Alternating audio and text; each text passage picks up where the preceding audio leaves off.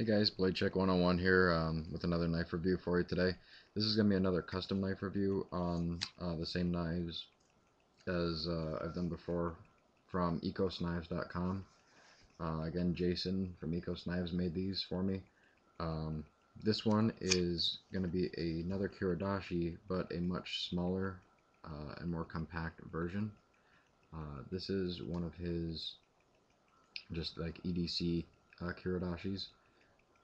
The blade length on this thing is like 1.25 inches on the edge. Um, we have again a micarta handle. This is just an overall like really cute knife. It's a good solid blade too. Um, I use it all the time for EDC chores. It's only 1/8 of an inch thick, so for like um, basic, it's like everyday chores and things like that. It really does a fantastic job. Cutting open boxes and things. This in Japan was a woodworking knife and basically the equivalent to like a box cutter in Japan in the old days, and they were ground thin like this, and basically instead of throwing them away, they would just sharpen them, and that's what I do with this all the time. I don't need to sharpen it very often. It's 1095 high carbon steel. This blade is really the perfect size. Again, with the sheath, just like all of his sheaths, they are Tek-Lok compatible. So I have my mini Tek-Lok, and not on this one currently, but if and when I wear this knife, I either wear it around my neck because it is a really lightweight neck knife, although it is relatively thick for that. It's still a thin knife, but depending on what I'm wearing that day, I can pull it off or not. If I'm wearing something baggy, obviously I can. But basically, this blade just, I'll either wear it there or I'll hook it up like this for a cross draw. So basically, I'll have it on my hip like that, and that way I can just do a quick little cross draw here. Um, this is where I'm going to get into how I view tactical blades regarding size. I know a lot of guys don't really believe in a tactical blade if it's not a certain size. I completely disagree. Um, I think any knife that you train with that is a good solid construction is the main point to me. I think you can pretty much use any length of blade in a self-defense situation. As long as you understand the anatomy of a human being, you can make that completely and totally effective. With this blade, I would have no problem using this in a self-defense situation. Now, granted, if you're getting into a knife duel, now you're talking about something completely different. Now, basically, if you wanted the ultimate blade for that, you'd carry around a machete. Truth be told, because it's light and it's long. But when we're talking about everyday carry into self-defense, not blade on blade, self-defense, meaning you're getting jumped or held up, or you are in personal threat of bodily harm or death, or someone else close to you is, and there's no other way to escape. That is the only justification for that. Um, so to me, as long as you have a solid blade, now obviously a fixed blade, and especially one of this caliber, is going to be perfect. To me, a blade of this length is going to be more than sufficient, totally concealable, but ready to just be used. Now, this is not as much a weapon as it is a tool. What I mean by that is you're not going to be completely and totally relying on this knife for your cutting applications. Meaning, like, you don't sink this into your opponent expecting that to kill them.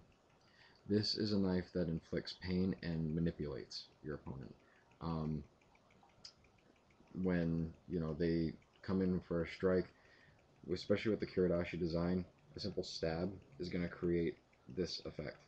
As you stab, it's just going to stab in and just start slicing in like this. Almost like a tanto blade, except that's your primary edge.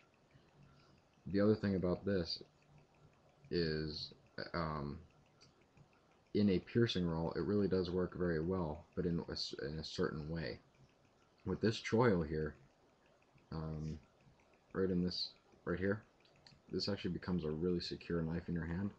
And why that's good is when you stab, the point is going to go right in. That's no question. Now to exit, in order to get a devastating effect, the best thing to do is to do a rip slash, I call it, or a stab slash, which is a stab and then a cut out of the person as you come out. Um, with something this short, you're trying to go straight across and not really out, because once you're out, that's how far you have to go. So that is not gonna, it's gonna be like this, and that's fun. Uh, so basically, you go in and then across, and that's your strike. Um, that's for primarily body cuts. When you get into limb cuts for defanging the snake and that kind of thing, you're really just kind of, to me, getting into quick little, um, cuts like this. You saw, if you watched my other Kiradashi video on my custom Kiradashi for my primary weapon carry, or secondary weapon carry, depending on the day and where I am, the application with a Kiradashi is a little bit different than a regular knife. With a regular knife, what you have, and this one's a little bit bigger, that you've seen this in review too, hopefully the SOG Pentagon Elite 1. With a regular knife, you're cutting straight down, and look at my hand position. Down, and that's a cut. Down and back, that's a cut. With a Kiradashi, however, it's a little bit different. If I just go down, well, that angle doesn't really allow for much. You have this much cutting space, basically about the width of my finger. You can come down, and that's all you have to cut. So for a Kiradashi in that scenario, the position of the hand kind of needs to change. So what you're going to be doing is, especially with this choil, and Jason from Ecos Knives make these a lot, guys, so don't think that this is like the only one or anything like that. He comes out with these relatively often, and Kiradashis are one of his favorite blades to make. So, don't worry about that. But if I have this knife like this, now when I come down, the angle is much more comfortable than if I'm trying to do this. So I'm here to come down instead of up here, trying to grip it in like a hammer grip and trying to cut down like this. It's a shorter blade anyway, so you need to make as much of it as possible. Now, simply holding the knife like this will do it too, You come in for a cut. I'm doing this slow so you can see it. Come in for a cut, and that will, your target's here. That'll do some serious damage as well. But you don't need, but a simple downward cut is not going to be the same. You're really just kind of scraping along the opponent. So you need to create that tip going in. It's more of a rake.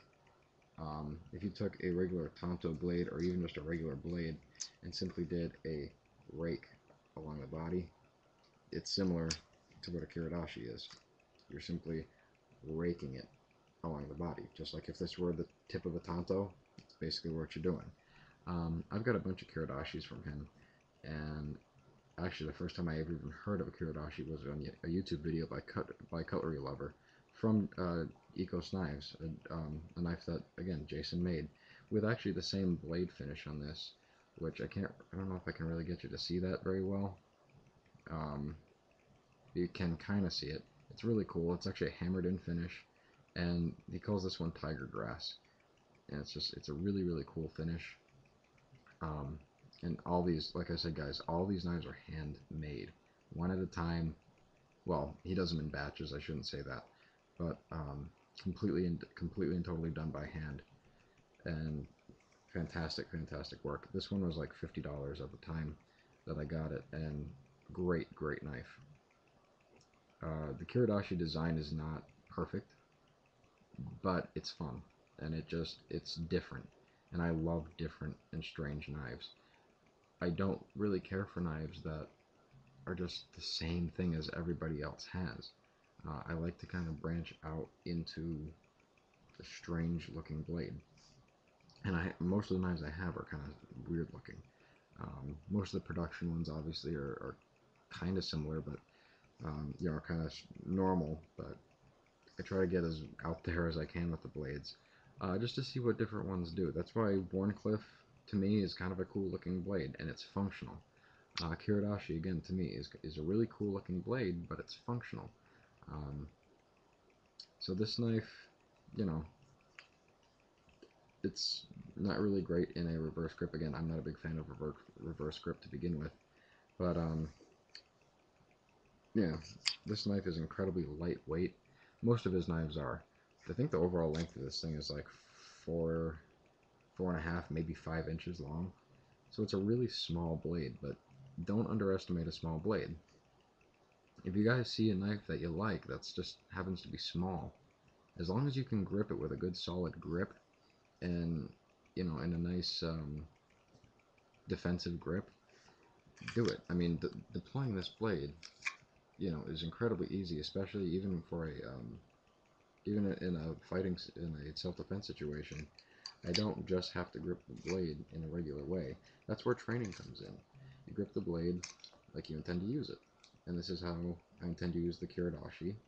Um, you know, when in a self-defense situation. Now, as far as trainers for these, Jason can make them. If you order one of his knives and it's still with him in the Philippines, ask him if he can make one. It's a lot easier, obviously, for him to be able to make one while it's still with him than either to have to send it back or you have to send him specifications.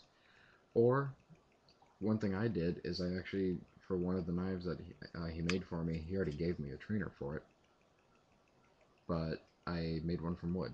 And how hard would that be, guys? If you have a jigsaw or anything like that, that's the easiest thing in the world. And basically just to get the movements down of how you like to cut the target with a Kiradashi or any blade like that. Uh, you know, it's really not that difficult. Also, guys, check out these handles. I'm running out of time here, but these handles are absolutely beautiful. They're kind of like a micarta, but they're not actually micarta. Um, it's this resin that he uses, and the coloring in this thing is absolutely beautiful.